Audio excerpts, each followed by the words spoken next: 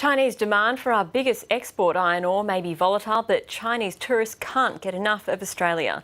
A record 1.5 million Chinese tourists visited our shores over the year to May. They're also spending in record numbers. But there are claims the Australian tourism industry may not be making the most of the boom. Sue Lannon has more. It's Gangnam style on the Sydney Harbour Bridge as companies like Bridge Climb offer a Mandarin climb for Chinese tourists.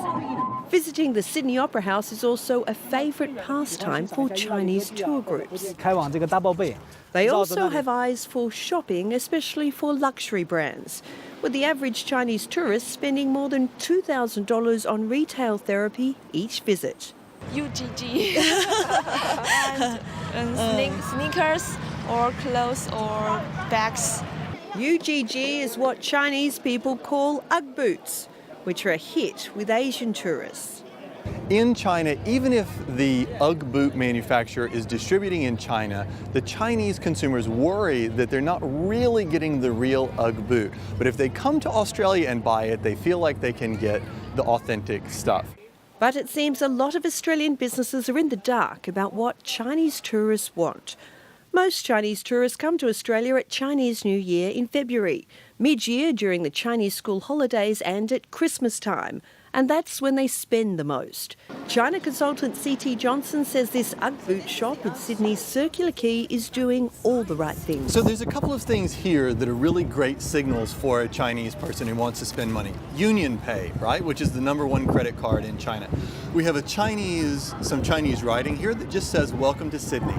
But as Chinese tourists now outnumber Kiwis as our biggest tourist market, he says not all retailers are getting it right. So it's all Western credit cards that are accepted. There's no Union Pay accepted here. There's no Chinese signs. There's nothing that tells me that they're friendly to me as a Chinese tourist and that make me want to come into this store. Tourism Australia boss John O'Sullivan disagrees with the criticisms. To actually singularly say because we don't have every shop in Sydney doesn't have a Mandarin speaker behind the counter or doesn't have a Mandarin sign, all of a sudden this market's going to decline, it's a bit erroneous and quite simplistic. But the tourists we spoke to want to see more Mandarin speakers.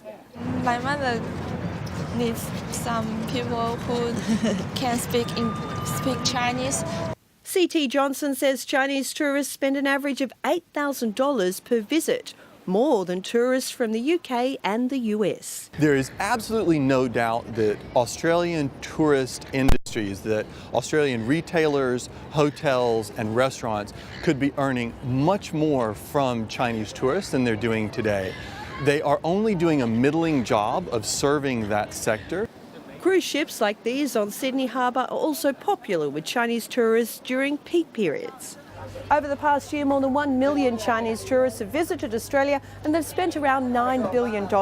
But some travel companies say there's not enough services like cruise ships or hotel rooms to meet the demand. The very few hotels is not enough.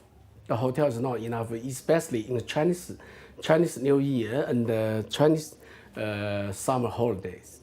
The language barrier also means a lot of Chinese tourists prefer to use Chinese Australian tour companies like Grandcity Tours. The Tourism Australia boss believes the Australian travel industry is doing enough to attract Chinese tourists. The tourism industry already does a lot of work in this particular space about getting the industry to be Chinese ready, to be welcoming, to make that experience better for that Chinese visitor, to increase repeat visitation. Tourism Australia's strategic plan, China 2020, aims to increase spending by Chinese tourists to $13 billion annually by knowing the customer.